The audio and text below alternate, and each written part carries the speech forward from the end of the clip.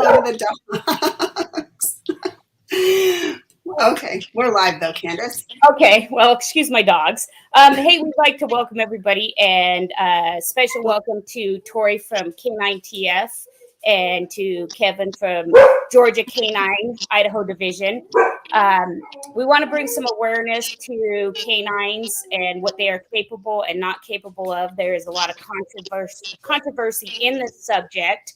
And so we just wanted to get a video out to kind of help families know what they can and cannot expect in crisis like so many of us have been through. So with that, we've had a lot of questions sent in. Of course, we got Jazz with us from Missing in America Network, who's helped us make all this possible.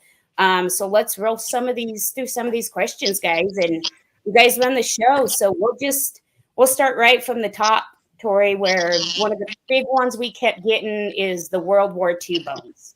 You want to address that? Yeah, and just kind of to start with, Candace, so my background quick, just to touch on that so everybody knows, I have been working with dogs my whole life in various different sports and parts of the industry, specifically scent and odor detection dogs for about 10 years now. And so my experience is, primarily related to working the dog in front of me, not, I don't have any subject matter expertise in the sense of the sciences. So I'll leave that to those experts. But when I'm answering questions or talking about this, that's my experience will come from actually working the dogs that I've worked in the field and what I've seen.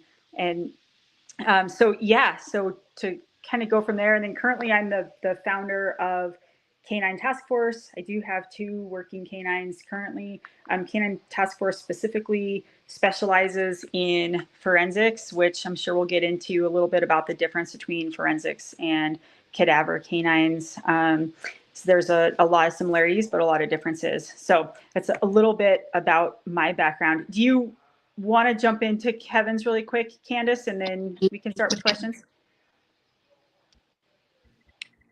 Uh-oh, I got muted. Are you guys there? We're here. Are you there? Okay, yeah, let's jump into your background. Okay, so I been a canine handler since about 1999 with the San Jose, California Police Department. I worked a bloodhound for a little over 6 years there. I was a police officer for 27 years, working several different assignments throughout my career, including canines, motors. I was a pilot with the police department and did some other jobs. I have worked also with the Los Gatos Police Department Los Gatos, California Police Department for part of my career. Worked a collateral assignment bloodhound there as well. I have been teaching tracking trailing for since about 2004, 2005. And I've taught all over the world. I think I'm about 7 different countries now, and throughout a lot of the United States. I've set some case law in California as well between tracking and trailing on the state of California cases on officer involved homicide. So I kind of specialize in a little bit of tactical tracking too, where we're looking for criminals and armed suspects. That pretty much covers most of my background. I currently I have my own company division of GA Canine called GA Canine Idaho. So that I've worked alongside with Jeff Shetler, who's written a bunch of books, and at GA Canine as well. Great. And so I want everybody to know that both of these organizations work closely with law enforcement. They're accredited with law enforcement, and that's really a big thing.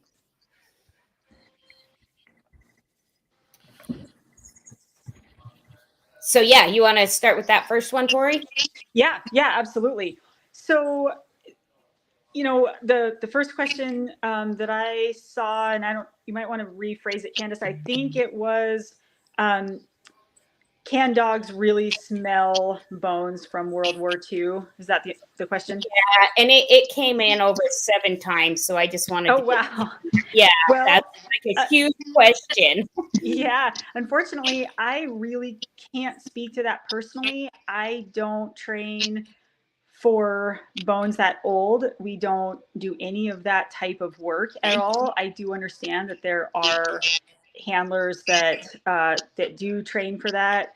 And I don't. So I really can't speak to the science behind it or the reliability and the age of that. But it sounded like secondary to that was just a question about the age of skeletal remains or bones that the canines can find. And Yep. again, not speaking to this to, as the science side of it, but as a handler and what I have personally seen in the field, I can't tell you the oldest that they can smell or that I've seen. We train on bones regularly that are more than 30 years old that we have, been donated to us by law enforcement. And the dogs do absolutely fine with that. That being said, those are properly stored and packaged and secured. So it's probably a little bit different than what you would see in an actual scenario where those bones had actually aged that long in the environment. So what I can speak to is I have reliability up to about 3 years, which we just saw recently, and the dogs had no problem with the skeletal remains in that scenario. So I think this is a good place to just jump in before we go to the next one. Tori, if you will explain the difference between the canines just looking for a human bone, looking for versus looking for a cadaver with flesh and body gases. That's always a huge misconception in the difference. Yeah, absolutely. So it's kind of relevant to sort of touch on the differences as well. I think we're sort of getting into that too, about the differences between cadaver and forensic canines.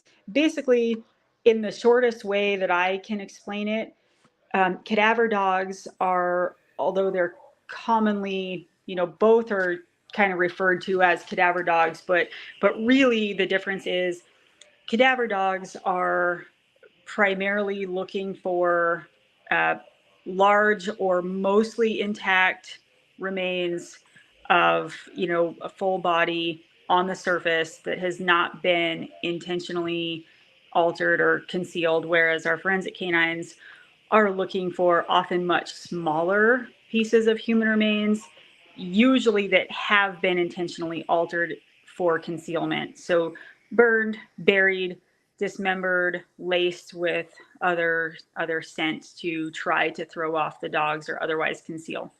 So that's kind of the difference between the two. And then that being said, what the dogs are looking for ultimately is what us in the industry call VOCs, but they're volatile organic compounds, which are the decomposition. And again, I'm just briefly touching on this because I'm not a scientist in this area, but the dogs are actually smelling the decomposition of the remains. So there is still decomposition in the skeletal remains. It's different, but it's the same thing as what is in the it's the same type of decomposition as in the intact remains or as in a cadaver. So we do get that question a lot that, well, we know they can smell bodies, but how is it possible they're smelling bone? We think they're just smelling the meat, and that's not the case. They are smelling the decomposition of all parts of that human remains. So Kevin, just so we can get this part out of the way. So when you're talking about your trailing dogs, your scent dogs, they're trying to put their nose to the ground and follow some of the scent they've left on the ground. But I have a lot of people that say, well, a bloodhound can do anything. A hound can do anything. Do you want to kind of explain a little bit on the difference on the trailing also versus the finding of, bones that are older? So I think, let me see if I can answer that. What I do specifically is I do scent specific trailing. So I get the scent article of a live living person that has left or fled the area.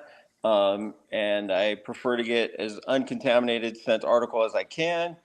I present that to my dog, and then look for my dog to locate a scent trail.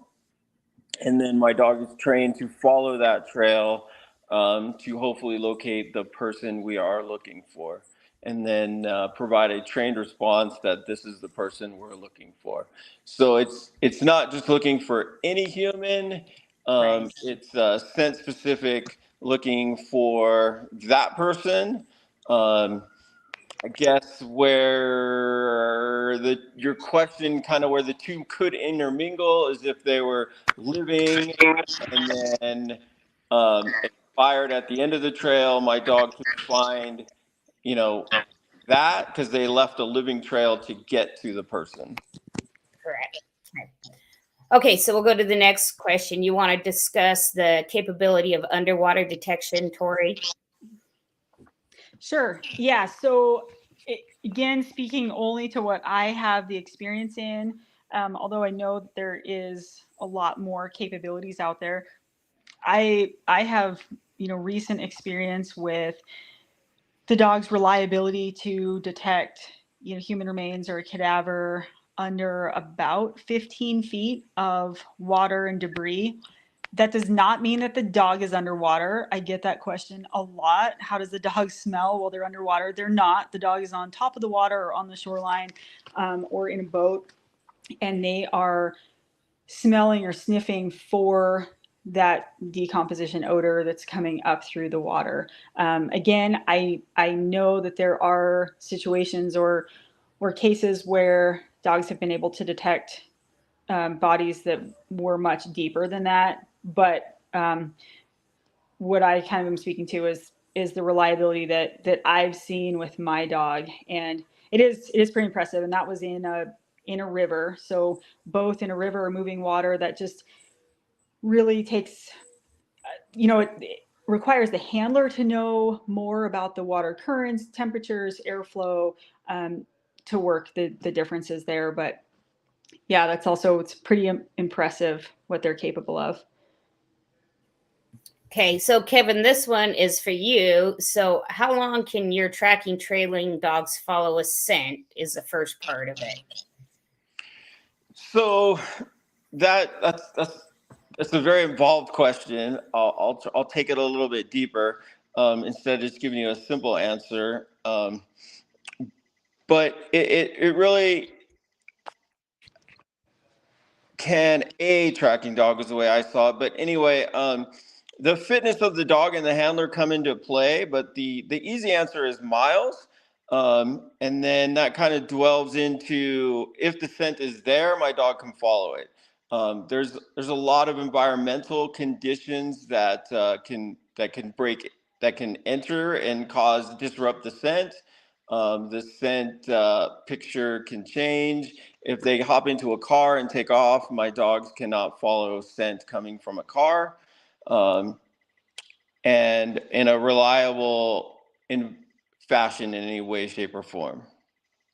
So here's when you can probably clarify. I've had a lot of people reach out and say, well, my dog, my bloodhound specifically, if you pick up a 7-year-old and that person walks with that 7-year-old kidnapped, my dog can still smell it through the air. You want to elaborate on that for everyone? So you mean like they're carrying the child? Correct. So that gets in. I'll kind of address I'll throw out a little bit of disclaimer here as well, is that a molecular biologist can tell you a lot more about scent than I can. I can testify to or speak to the expertise of what I've done with my dogs, and I have a basic knowledge of scent. But so that person's scent would still be falling to the ground and leaving a scent trail. for my dog to follow. We have done exercises where we throw a person in a shopping cart and push the shopping cart down the road, and they're still leaving a scent trail.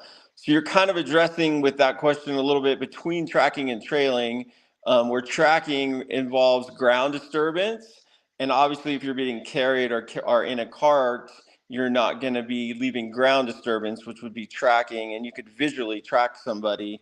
That's a whole nother expertise that people have, where yes, I guess the answer is my dog follows the fallen human scent from the person being carried if that was the person I scented the dog on. That's good to know. So the other part of that, and we kind of touched on that, what would make them lose a trail? And like you said, it can be disturbances, rain, rivers, all kinds of stuff, right? Well, I guess I don't use that term personally. I don't say I lose the trail, or the scent trail. I don't lose the scent trail. The way I present it is that I am no longer able to read trailing behavior from my dog. So it's because I can't speak to where scent is. There's no computer that can tell us what scent is, and and so I rely on my expertise to read the dog is working on and through all our training experience, is working on the trail of the scent article I presented. So if the dog stops working, I don't know if the dog stopped smelling the scent. I don't know if the scent's not there. My dog can't tell me. So once I no longer am able to read trailing behavior from the dog, it's me that can't read the trailing behavior. So I don't say the dog's lost the trail. I've lost the ability to interpret the dog working on that scent is the way I look at it. I guess you could take that one step further, but I don't make that assumption that the dog has lost the trail, because I don't make the assumption that the scent's not there, because that can't get proven either way. So I look at it a little bit differently. I hope that kind of answers your question. Yeah. Yeah, it does. And that's good for people to know. I'm going to jump down to the bottom just because we can incorporate this into this question. So when you are going out to trail somebody who's missing or a suspect or whoever, what is the best article of clothing? What is the best thing to get sent off of? I mean, if say your child goes missing, what is the best thing you can offer up to an organization like you and a handler like you to get the strongest scent? So I'll address part of that and offer up, meaning that means you've contaminated it. So I don't want you to touch anything. Right. I want it to be as pure as possible, so there's only one scent on it. And I want something that's not contaminated and only kind of worn by or touched by that person. So I like something closest to the skin that has the most odor. So I like socks, I like shoes, I like hats, I like undergarments, I like shirts that are worn and used but not touched by anybody else. So if at all possible, I go collect that myself, and so that way I can limit the amount of contamination. Because typically, if the parent goes and touches it, well, the parent's been out there wandering around, leaving their scent everywhere, looking for that lost child as well. So now I kind of have a contaminated scent article to deal with. So I hope, does that address kind of absolutely. Yep, that makes perfect sense. Yeah, that's kind of what I told Jazz. That was one of her main questions. So I'm going to let you guys both discuss and address this. So can one dog do everything? I'll jump right in first, and then we'll let Tori go next. So I guess I focus on the word do. Can they do everything? Sure. Are they the best at everything? Probably not, in my opinion. And then speaking specifically to my scent specific tracking and trailing, I try not to put my my team as me and my dog, as the dog being a major decision maker. I like my dog to know this. I give you this scent article. This scent article equals this trail, which equals that person, and nothing else matters. So I try to accelerate the drive and focus of my dog to just do that job. And I train a lot of dogs that have a lot of other skills as well. And what I found is, especially with area search, where the dog's trained to look for any human scent, that when the going gets tough, the dog has to decide what they want. And when the going gets tough, the dog might decide just to find the next human person because it's too hard to find that scent. And they kind of start bleeding into each other. So tracking and or trailing is what I find to be the hardest dog discipline. And I find that the best dogs are at it are only trained to do that job.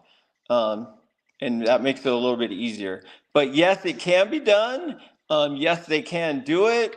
Uh, I just find it's a little bit easier if that's the only thing the dog does. Tori, you're up. Yeah, I agree with you 100%, Kevin. I've both experienced it. I've seen both sides. I have worked a dog on both ends of that, and I've seen my dog does everything. They can do avalanche, cadaver, live find, tracking, trailing, water cadaver. But like Kevin said, are they good at all of it? They might be okay. They might be good enough, but that's not usually the goal, right? And then yes, 100%, I have absolutely seen, without a shadow of a doubt, in otherwise very reliable dogs, that given that they have a choice,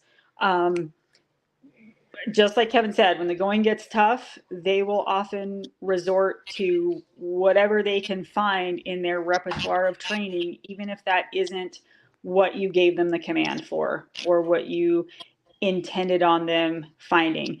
So sometimes that makes sense. Sometimes it's good to have a dog. We call them live CAD, but that's a dog that can look for a live person as well as a cadaver, because oftentimes in a missing person case, you may not know. You hope they're alive and you don't know if they are or not. So you want your dog to be able to tell you about both.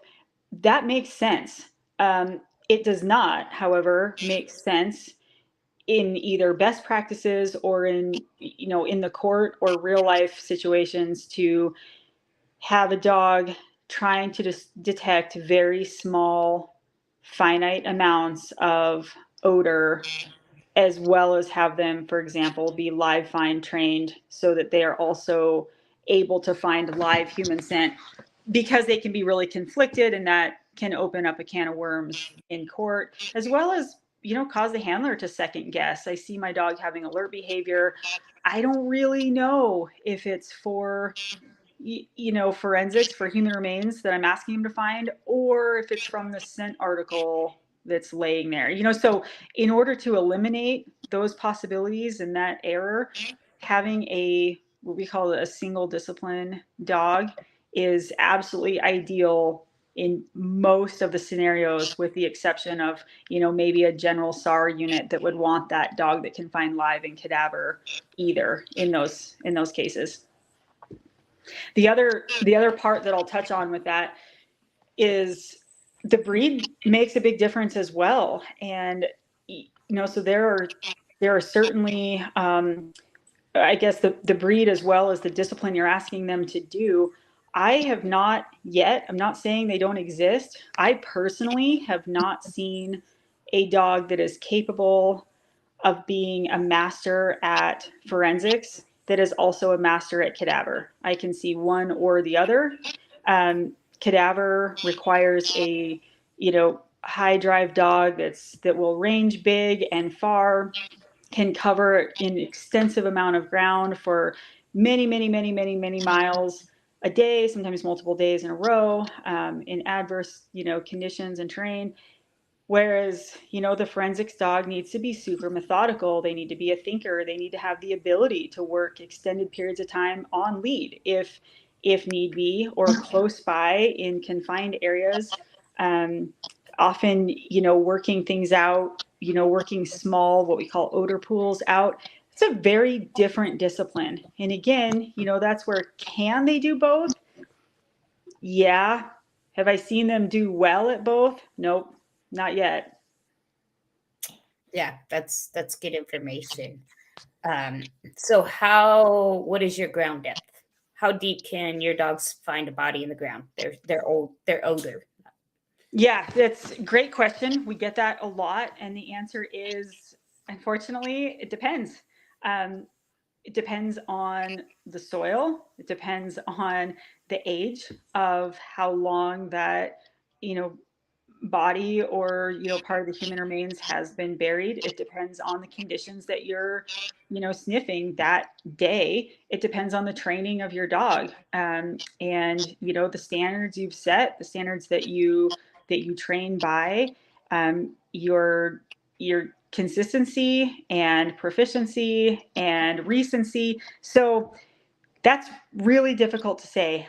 I personally, in training, we train to the typical, the standard clandestine depth is 2 feet. That's kind of what we figure most people, given not very much time to dig a hole, are not going to be able to dig a hole more than that unless there's equipment involved or more time or preparation involved. So we train on that. It seems very possible in a training scenario. We have an experience where it wasn't as verified as I would like it to be, but we did have some canines alert on a body that was believed to be deeper than 6 feet. The decision was made not to dig any deeper than that because the case was not being prosecuted, and there was not funding to do any more. So they were able to close the case based on the dog's alert and the location of the body. And at that point, we knew they were more than 6 feet, but don't know really. So that was really rocky soil. The conditions were good. In a more silty soil, like sandy, it'd be much less, right? I'd say probably wouldn't be able to smell something more than 12 inches deep. So it really depends. So just so you can give people a little better understanding, like the stuff we went through on Dylan's case, given not an example, but give an explanation, the difference. Everybody thinks sand should be easy, and that's one of the most difficult versus clay. Do you just want to give a little explanation of that so people can understand that you think sand's easier to smell through, but it's actually harder?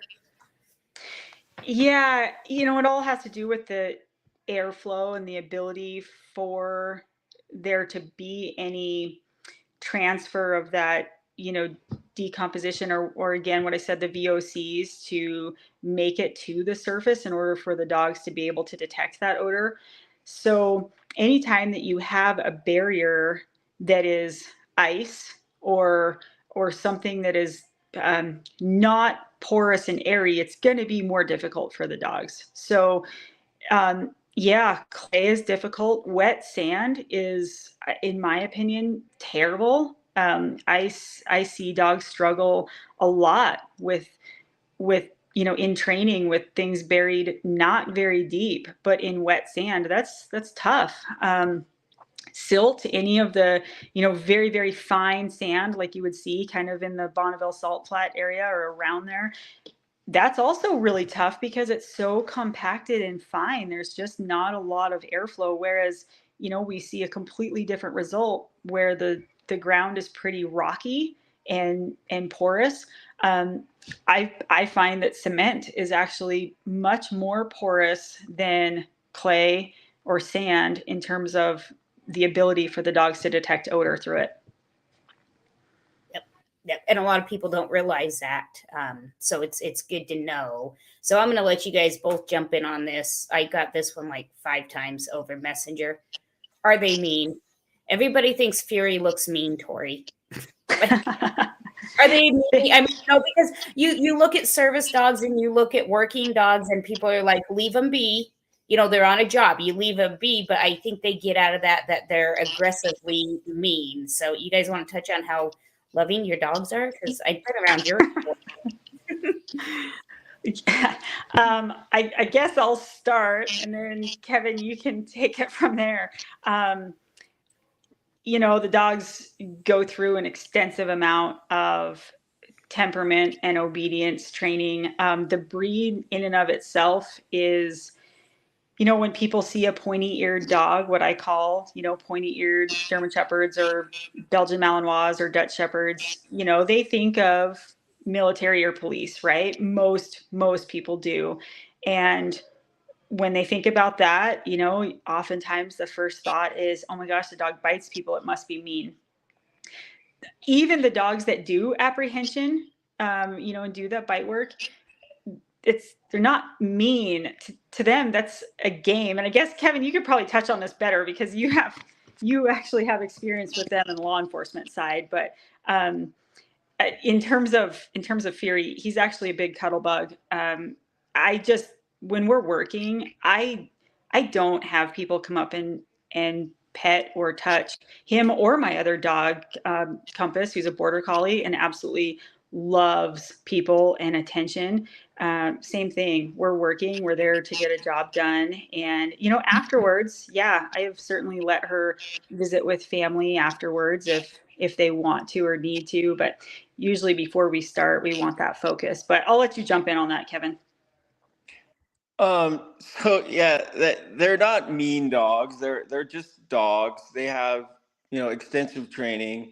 But Tori did hit the nail on the head in that when we're working our dogs, we want our dogs absolutely focused on the job, and that's why it's not social time. So we don't go out there and socialize them. But you know, when we're at like a demonstration or a gathering, they're very sociable animals. Um, we just prefer probably, you know, to kind of limit that because we don't want the dogs to get overwhelmed, because we tend to get the dogs can get overwhelmed and like a pack of people get on the dog, and that's not good for any dog. So I think that maybe is where that might have come from. Yeah, I agree. Because most of the ones I've ever been in contact with, they're there to do a job, and that's that. Stop. So we can get to this next one, so I can mute. So what do people mean when they say your dog indicated or alerted? What are you guys looking for in behavior, and how do you know how to tell if it's something that is a guided alert, which has been a bunch of controversy lately in cases? So I'll jump in on that first, and then I'll pass it over to Kevin, because we have parts of our, you know, different disciplines are really similar in what we're looking for in the dogs. And then, you know, it can also be a little bit different.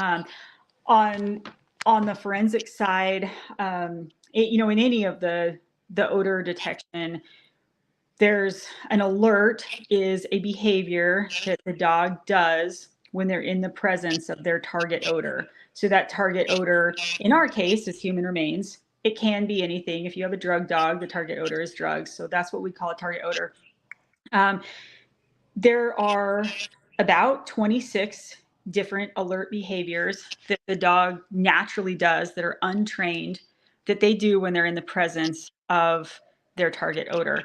And those are things like, you know, we're looking at, and I actually simplified this from the seminars that I took from Kevin, but really we're looking for behavior that is in their, you know, head, body, tail, their direction, and in our case, it's their pace. And so when we look at what their head is doing, what's their mouth doing, are they breathing different, sniffing different, faster, deeper? What position is their head in? Is it lower? They're sniffing the ground. Is it up high? They're trying to air scent. What is their, you know, what position is their back in? Is it extended? You know, elongated neck. They're in that position where they're hunting that odor. So we've got that, you know, we're reading the different alert behaviors that our dogs are having. The last one is a final response or a final indication, and that is a behavior that we have trained our dog to do when the dog has gotten as close as they can to their target odor. So in our case, for example, both of my dogs do a down at odor they try to put the odor in between their front feet if they can. But that's just the one part, right? I'm looking for for a combination of the 26 things leading up to that. Sometimes I'll get 2 or 3, sometimes I'll get 6 or 8, depending on what they're looking for in the condition. So from our side, that's what we're calling an alert or an alert behavior. So it's on you, Kevin. All right. Well, thank you, Tori, for stealing my thunder from my classes in the past. I appreciate that. Yep. But I'm going to kind of address a couple things here. So I get a lot of what is trailing behavior, and trailing behavior is a combination of events involving the head, body, tail, direction, and pull of the dog. And I don't get all of them at once. Sometimes I do, and I leave waypoints along my mental waypoints of where I had all 5 indicators of trail, and my dog is working good. I could probably go into a half-hour discussion about that, so I'll kind of leave it there. And you covered the difference. My final response to this is to indicate the person we're looking for is a trained response as well. To where I train my dog to place a paw on the person, because they're sometimes sitting, sometimes on a chair, sometimes laying down. So if that's at all possible. And I know long before that paw hits that we're at the person because of reading the dog and all the behavior changes from the dog. And I think the part that you're keying in on there is a cued response, to where the handler signals to the dog for them to give a cued response to like alert on something. And that is heavily criticized, because then it's not the dog's voluntary response, it's the handler telling the dog what to do. So like that's an obedience exercise. So if you can do a hand signal to a dog to sit, you can do a hand signal to a dog to down, you can do a hand signal to a dog to bark. And you have to be very, very careful to not cue a response into a dog, and that's especially true in detection work. And that's heavily criticized by the courts. And that can get your evidence disallowed if you're cueing a response to make the dog do your final response, and it's not a voluntary response by the dog. Yeah, so that leads into one of the things that I'm sure you read that, Kevin, on, and this was an experience on a case we were involved in with a bloodhound handler that did this same thing, and it led to a lot of harm in the case, as the handler is clicking at the dog and the dog's responding. And then after we later found the person alive, he was never at any of those places. So my question to both of you is, like, I've seen your dogs work, Tori. I've seen lots of bloodhounds work. I've been around them a long time. But when you're out in the field, it's a whole different story than what I'm used to. What are some key things for victims' families of missing people that they can look for in a handler besides credentials, right, Tori? That's a huge one. But I've seen people, everybody talks to their dog in a different way, but watching for those cued responses, they make a clicking noise or they might snap their fingers twice. And then, that's what I've seen. What are your guys' suggestions to try to kind of be aware of, so these families aren't continuously drugged through this by deceptive handlers? Because it is really bad.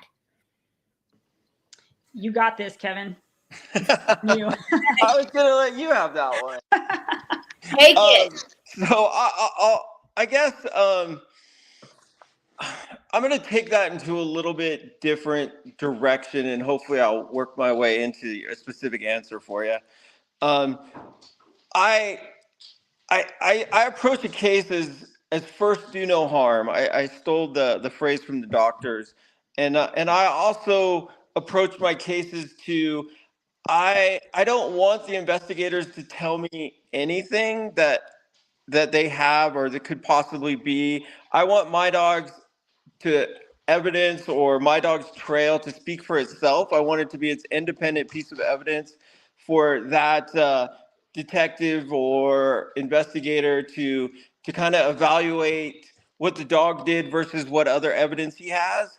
And I don't want to cloud my own mind to produce something that, or if I'm unsure, kind of guess one way or the other. And I don't want it, and I would do everything I could to not do that, but I also don't want to cloud that investigator's mind to think that I might have done that. So I try to run everything as independent as I can. I just want to know some basic details of how long they've been gone, find a clean sense article, and then I need an area where they were last seen. And then I just kind of let my dog's work speak for itself after that, is my intentions and my goals. And then as far as, to unfold the mystery of if they're working or not, I train my dogs to have drive and focus on that specific sense article. And really any layperson, if you will, or non-dog expert can look at that and go, that dog's doing something. And that's, and I just ran with a team of officers that have never seen me, never met me, and they crystal clear knew the dog was working. I didn't even have to explain to them when she lost the trail, and I didn't have to explain to them when we were in an area, what I call a scent pool, where the person had hung out for a long time, and because they could see it in the dog themselves. So. That's kind of what I strive for. So if a person has to do a lot of justifications, that's probably a pretty good indicator.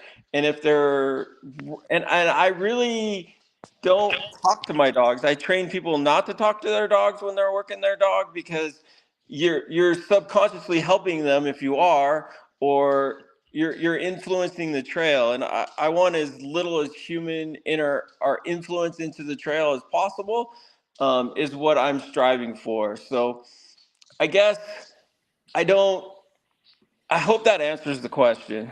Yeah, I think it does.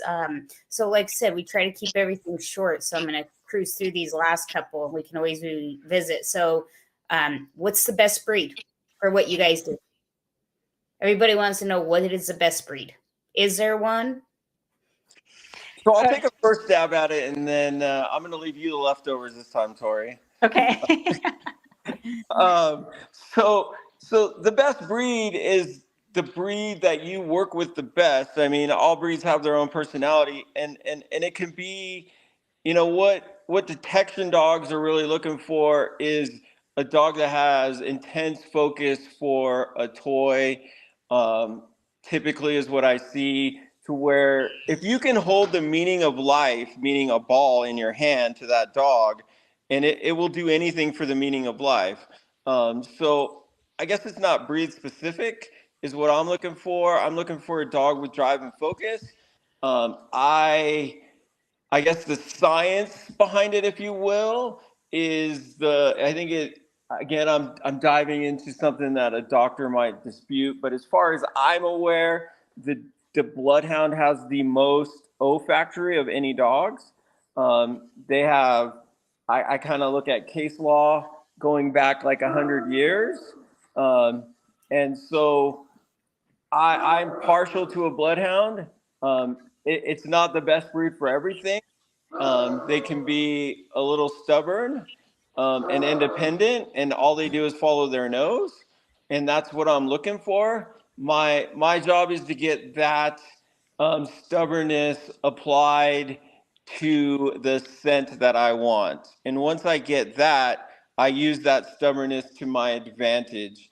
Um, and they hold that and work with that very stubbornly. And so I guess that's kind of my shot at it. I'll let you fill in the pieces there, Tori. Yeah, no, I agree in as far as what we're looking for, and I kind of touched on how it's a little breed specific depending on which discipline you're doing. So like Kevin just said, with what he wants to do with trailing, that absolutely makes the most sense. We want, for a cadaver dog, we want, again, a dog that's got, super long legs, real athletic, hard charger, big drive, willing to range far, be pretty independent, and push through adverse conditions. Some breeds just don't do that as well. My Malinois, for example, he doesn't push through as much adverse conditions as my Border Collie will. He is not the best candidate for a large, area cadaver dog. But really what we're looking for when it all boils down to it is basically like Kevin touched on. I mean, we want to see temperament stability. I need to see environmental stability is huge. I need that dog to be able to handle, adapt and overcome to anything that we throw them into. They have got to be stable around any noises, sights, sounds, environments. We ask an extensive amount of agility out of them. They need to be able to excel on rubble and debris in confined areas. There are not a lot of breeds that you can get where you get real high drive for the toy, as well as the hunt drive to continue pushing through that. You get the athleticism. We want a smaller dog, a dog that's going to hold up, one, longer in life, two, longer in that day, and that we can pack around, because that is often necessary in what we do if we have to haul a dog out of somewhere, or in different circumstances where we're lifting them up and down or lifting them up into an attic. We need to be able to do that. So to get a breed that can do that, there's very few that can pass. And we have 283 qualifications on our task book that our canines are required to do. There's only a few breeds really that can pass all of that. And yeah, there's anomalies to every breed, right? But generally, you're looking at your Border Collies, your Spaniels or Pointers, Labs, Dutch Shepherds, Belgian Malinois. You need that dog that's capable of being able to be, that level of athletic as well as the drive. So that's kind of what we look for on our side. So I'll kind of jump back in real quick. Yep. And yeah, she did touch on some very important issues, and that environmentally stable is huge. It kind of goes back to that mean statement that dog is stable in any environment. And I work a lot with German Shepherds, Malinois, and Labs as well, and I've seen some amazing work done by all of those breeds. It's just that was my personal preference, but I've seen some amazing job by those dogs as well.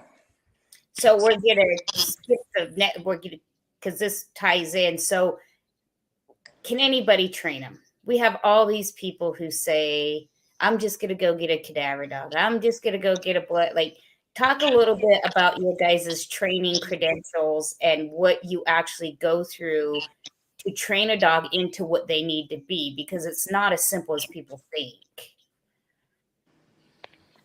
I'll let you jump first, Tori, and I'll pick it up. All right. Yeah. So can anybody do it? Sure. I'm not going to be the one to tell anybody that they can't do it. That being said, it comes with a price. I mean, it's the people who can do it and do it right. Those are also two different things. Can anybody do it and not do it well? Sure. To do it right and to take it seriously, and like Kevin said, to really make sure that you aren't doing any harm. Yeah, it takes a lot takes a lot of patience, a lot of time.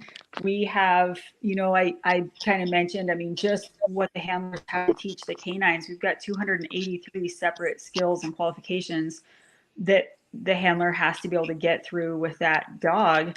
And then they've got their own criteria, all the things that they have to know. And that goes as far down as the health and fitness of that handler, their ability and dedication to maintain that fitness standard, as well as all of the other knowledge base that you have to be able to show up on scene and not be a liability, and actually be able to do your job and not be, your team is only as good as the weakest link, the team being the handler and the dog.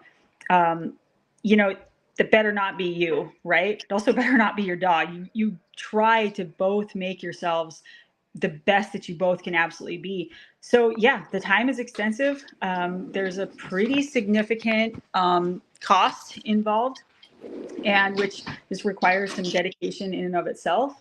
And the time, I mean, I train 6 days a week, not all on odor. They're all different things, obedience, agility, direction and control, public socialization, odor, and then different drills among odor. So there's different things constantly, but yeah, it's a lot. So yes, people can do it. But it's very similar to the fake service dogs, right? This is not a get online, register your dog as a scent detection dog, and good, you're ready to go. Same as with service dogs, that is not the reality of it. So I definitely agree with all of her points. I'll take it in a little bit different direction in that I had what I refer to as the luxury of being a professional dog handler, in that that was my only job. San Jose Police Department afforded me the ability to train every day at work, with that came a high standard though, and that was my only job, and I got to learn a tremendous amount, not having to worry about where my paycheck was coming from, or I had every day for 6+ years to do this extensively.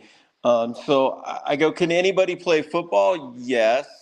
Can anybody be, Tom Brady?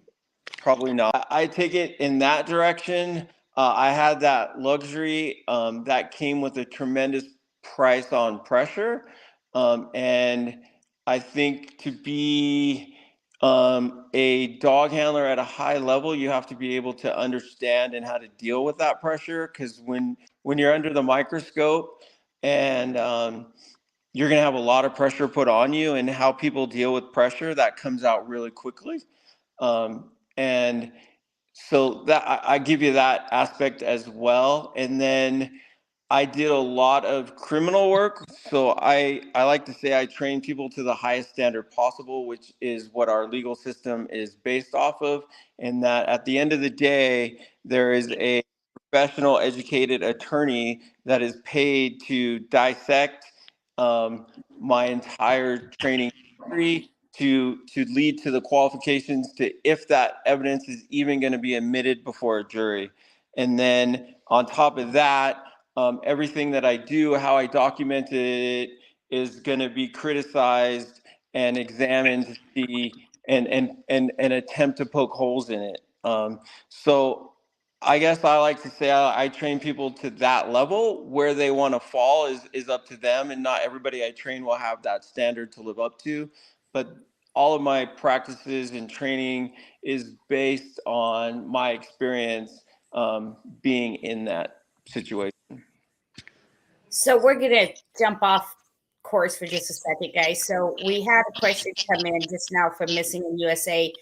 Tori, this is probably more directed at you, or both. When is it best to switch from a cadaver dog to a forensic dog? Well, that's a good question. So again, cadaver is typically full or mostly intact cadavers. And usually not intentionally concealed. So that would be more along the lines of your missing hunter, missing hiker, no foul play suspected, you know, likely deceased, but probably not for very long. Now, where it would switch to forensics is where, again, that those remains have been intentionally altered in order to be concealed. So that's, you know, like kind of touched on, that would be you're burned or buried or dismembered. That being said, you know, our forensic canines that are more specialized in criminal and altered human remains can absolutely come in for our older remains that maybe there wasn't any foul play, but now it's, you know, maybe this person's been missing for 3 or 4 years and there's probably just skeletal remains left, and maybe not all of them. And so you maybe want a dog that is, you know, more used to the smaller, you know, detecting that smaller odor. So the exactly when you would switch just really depends on the case. And I always, my criteria is always,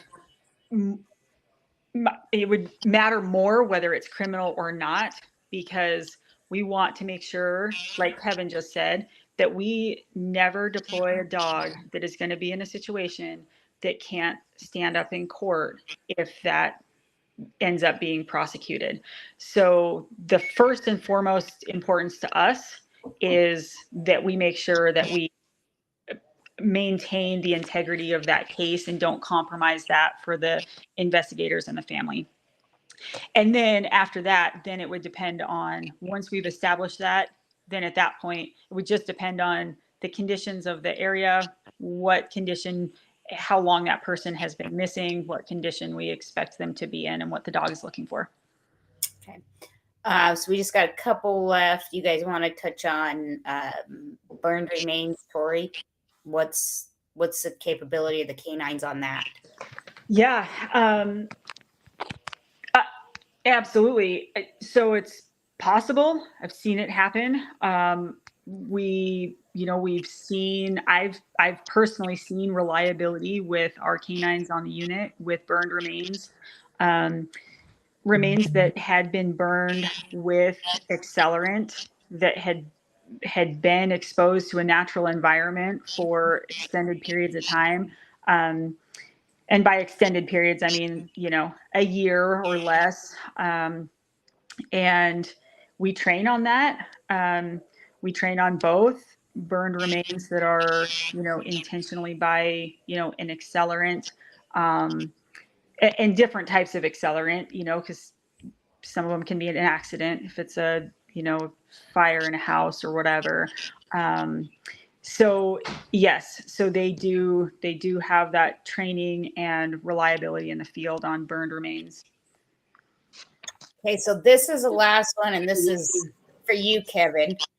Well, I think so. Jazz is so amazing, and she works on so many runaways cases and missing teams, and she actually goes out in the middle of the night and looks for these kids. I know this. Can you explain a little bit, if your child runs away, the importance of getting them called in? Because if you're going to bring a hound out, the timeline, how that can all play into factor when it is a runaway minor. I'll take a stab at it and we'll see if I answer it. I'm going to kind of broaden it out a little bit to anything though. In that, you know, that kind of says like, how long does scent last? And that's $1 million question that, you know, science hasn't caught up to yet. And there's a lot of myths and ideas about that. And my simple answer is the sooner the better. The sooner I can get there, the more reliable my dog is. But the moral of the story is scent doesn't last years, doesn't last months, doesn't last weeks, doesn't even last several days, in my opinion, and what I've seen dogs do. And for anything to be admissible in court, I have to show reliability of that in my training notes. And so that kind of goes back to your fraud question is what, what documentation does that person have is one big question I'm going to have for them if they're going to come out and work a dog. And especially in a highly contaminated urban condition, it's extremely important to get out as soon as you possibly can. I have, and I guess I would, if I was an administrator, or if I was of a group, I would put the onus on the person in charge of calling me out. So if I said my dog was 100% reliable up to 72 hours old, then that's telling the person calling you that I don't need to call you till it's 72 hours old because you said you're 100% reliable. So I would say something to the effect of the sooner you call me, the better. And I could work up to, but my reliability goes down every minute you don't call me. So then they now own the responsibility of not calling you earlier, in my opinion. So that looks at that. And then to take that in another direction, the term tracking and trailing is really what we're trying to do is we're trying to make a known called tracking and trailing from a foundation of two unknowns. So what I mean by two unknowns is, we're dealing with, I haven't talked to or met anybody that can speak dog. The dog can't tell us what it's thinking. The dog can't tell us what it's smelling. The dog can't tell us if it's having a bad day or a good day. If it's tired or I haven't met anybody that can do that. So I consider that to be an unknown. Sure, there's a lot of indicators that I'm reading and looking at to make my own interpretation to what that is, but that's really an unknown. And scent, there is no computer there that I'm aware of, and there is no device that can exactly tell us what scent is, how long it'll last. And there's a ton of environmental conditions that affect it because it's a biological material as far as I'm aware of. Again, there's probably somebody with a DR period before their name that can give you a lot more detail on that. But I can just tell you from working my dogs and my experience on that. So I know a lot about my dog, and I know a lot about scent because I got to do all kinds of experimentation and trials and errors and learning and teaching this for the last 25 years on where it can be found and how it can be found and how the dogs interpreted it. But at the end of the day, it's my interpretation of that, and it can't be proved wrong. I think the world, could actually change when we determine, what scent is, and there's a computer that can detect it. A, we don't need dogs anymore, and B, they can just go into the bank that got robbed and take a scent sample and be like, okay, it'd be like DNA at that point. Right. So I think I took it in a huge different direction, but the absolute sooner the better is the most important part. There is also to get to the teen part of it, is the profile of what we're looking for changes because this is somebody that might not want to be found and wants to get away and might keep moving. And so the search aspect of that and the mindset of that as me the dog handler would change in different ways. And then kind of the last part of getting back to your fraud question was, what determines, we do a lot of double blind testing, meaning the handler doesn't know where the trail went and the evaluator doesn't know what the trail went. And this is all done kind of through GPS, where the person that's laying the trail has a cell phone, and we use it's called the man trailing app, and then they start their runner track and they set their own track, and it's all recorded on GPS. And then and that stays with that person. And then we come back at a designated time, depending on what level of testing we're doing and what environment we're doing it in. And we start like me, the evaluator is just kind of there to evaluate the dog behavior and what's going on, and that they're not guiding the dog or cheating with the dog and somehow found something out, because that's very obvious when you can see that. And then they're starting their GPS track, and at the end we overlay the two tracks and just see does that make sense.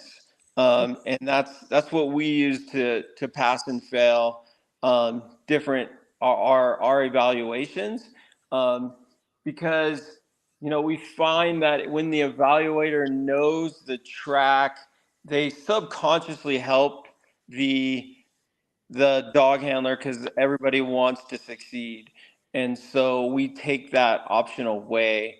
And I've seen handlers become an expert at reading the evaluator as well as they read their dog.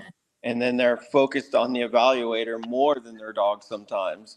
And my students learn that the second I detect that, it's going to steer them in the wrong direction and it's going to hurt really bad, so that I cure them of that. And then after they've experienced me a little bit, they can care less about what I'm doing, and it makes it a little bit easier for me as the evaluator. So I went all over the place on you. I hope that it's fine. I followed it. I followed it. So we had one pop up that, Tori, I'm going to have you answer before we let you guys go. We actually had two. I'm going to do the simple one first. At what age do you start training the dogs? That's an easy one. Yeah, I mean, we can start as puppies, but by start, really what that means is raise them the right way, expose them the right way, get them into all their foundations. Again, by the time that dog is 12 months old, they should have everything on that list of 283 things on our task book accomplished, with the exception of the odor. So you could do all of that with them as puppies. The other side of that is you can do that a lot faster if you start with an appropriate adult dog. So if you get the right dog, they're 12 months old or so, you can still accomplish all that. You accomplish it even faster because now you have a dog that is more mature, that's able to focus a little bit more. So both are fine. The reason people don't start with older dogs is not because they can't learn it or can't do it. It's really just because of the work life that they have. It takes us long enough to get through some of this. And as the money and the time that it's, most people want as much time as possible out of that dog once they get through the training. So hopefully that kind of answers the question. Okay, so then we're going to shut her down with this one. We kept you guys longer than we promised already. Where do you get the human it won't come out of my mouth. Decomposition. Thank you, stand for continued training. Yeah, so we get our training aid material, which is actual human remains, and we train only on human remains. We do not train on pigs or pseudoscent of any type. Our certification requires that everything is completely natural, and that is all donated to us either by law enforcement, coroners, families, and families that we don't know of, where they have had a family member that has passed away and they choose to donate some of their remains to us, as well as people who are undergoing surgery and donate some of their, if they have a surgical procedure. Tori, can I jump in on this? Can you explain the importance if somebody does have a surgical procedure, something about no formaldehyde?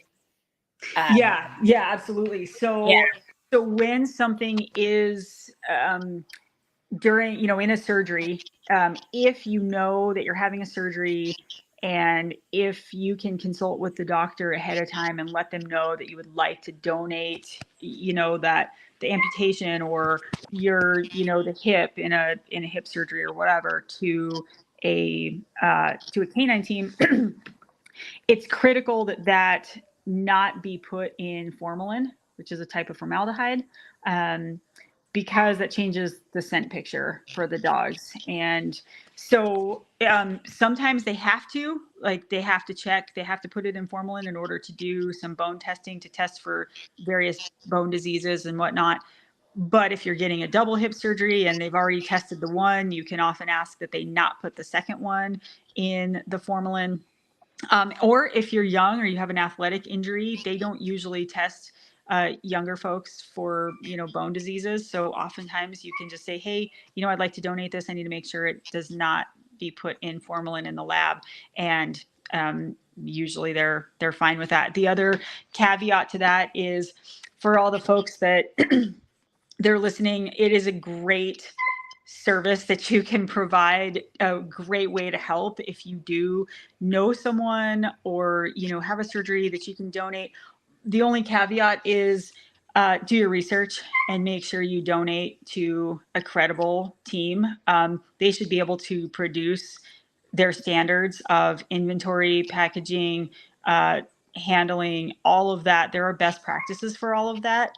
And that should be critical because you would want your loved one to be cared for and respected, and you would hope that everyone does that, but not all standards are, not all teams are created equal. So choose wisely if you decide to do it, but it is an incredible service.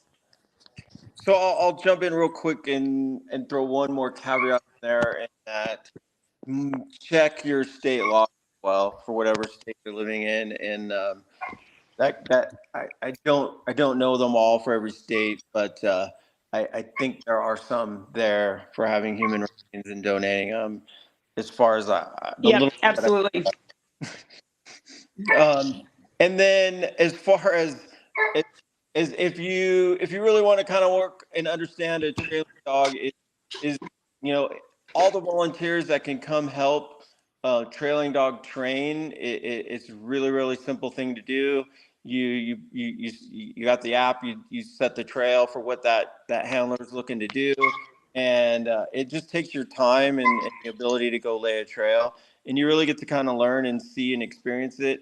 And every our trailing dog needs as many people as they can get because everybody has their own scent, and so we need to train on as many different people as possible. So if you can volunteer for your teams out there, that would be a tremendous resource for them. We're always struggling to look for people to do that. So I'll throw that little piece in there. I'll keep that in mind next time I'm in Eastern Idaho, Kevin, because that's about a weekend. There you go. I'll go around the trail. I'll let your house find me. No problem. Well, Yeah. we're going to wrap it up, guys. We kept you a lot longer than we'd planned on, but we appreciate you guys coming on and sharing some of the education. This video will be up. It'll be shared all over. I'm sure we're probably going to get more questions and we might have to revisit this again in a couple months, but we greatly appreciate your time. Yeah, we absolutely do. This is going to be really informative for those families that have missing people, and it's going to be a tool that I'm going to use probably daily. So thank you both very much for coming and helping us out with your expertise. Absolutely. Thank you guys for having us. You're welcome. Yeah, thanks for having us. I hope we can help. Yep. And I'll be in touch with all three of you. Thanks. Yeah, all right, okay. I'm going to shut it down. All right, good night. Thank you. Good night. And thank you, everybody, for coming and being here for the live.